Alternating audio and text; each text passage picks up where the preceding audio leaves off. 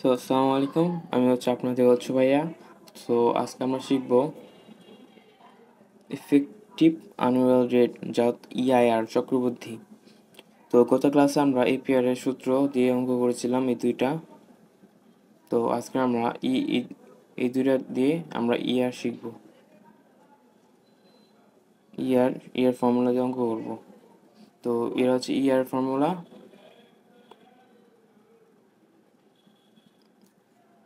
ER formula হচ্ছে 1 second bracket, তারপর 1 plus আর দিয়ে bracket n minus 1 second bracket into 100। আর হচ্ছে আমার এই আরটা হচ্ছে এইটা, এবং n হচ্ছে এইটা।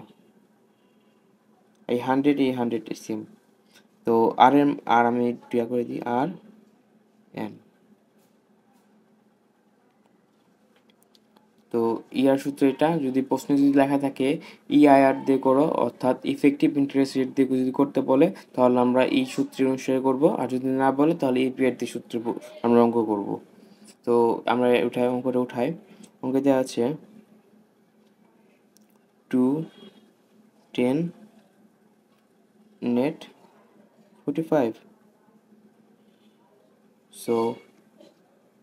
আমরা আগে বলেছি ইআর দিয়ে করলে আমরা ইআর সূত্র বসাবো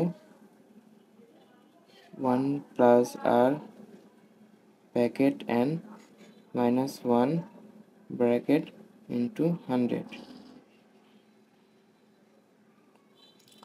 আমরা আর বের করতে হলে প্রথম আমরা সিডি 100 মাইনাস সিডি এটা বের করতে হবে। আর n বের করতে হলে 360 বাই সিপি মাইনাস ডিপি এটা দিয়ে বের করতে হবে ইন্টু 100।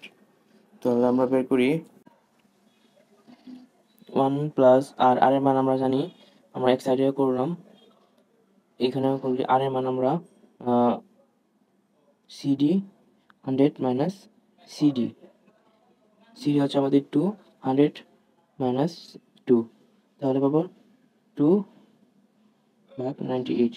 এর পয়েন্ট আসবে 0.02040। তাই আমরা এখানে উঠাই 0.02040। এন এর মান আমরা পাবো, এদিকে এন এর মান করলে 36। আর আমরা সিপি, আমাদের সিপি হচ্ছে 45 অ্যান্ড 10 হচ্ছে আমাদের ডিপি। তাহলে 45 মাইনাস 10 30 360 35। তাহলে অ্যান্সার পাবো 10^29। তোমরা ক্যালকুলেটর সহজে বের করতে পারবে। তো আমি এগুলো মুছে দিচ্ছি।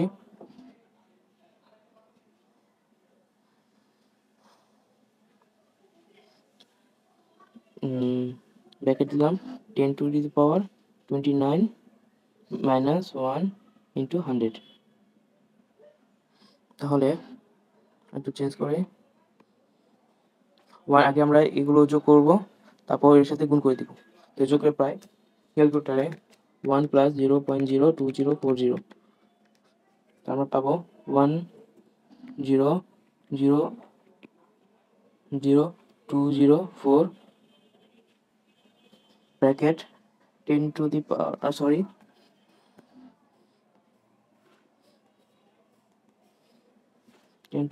40 মাইনাস 1,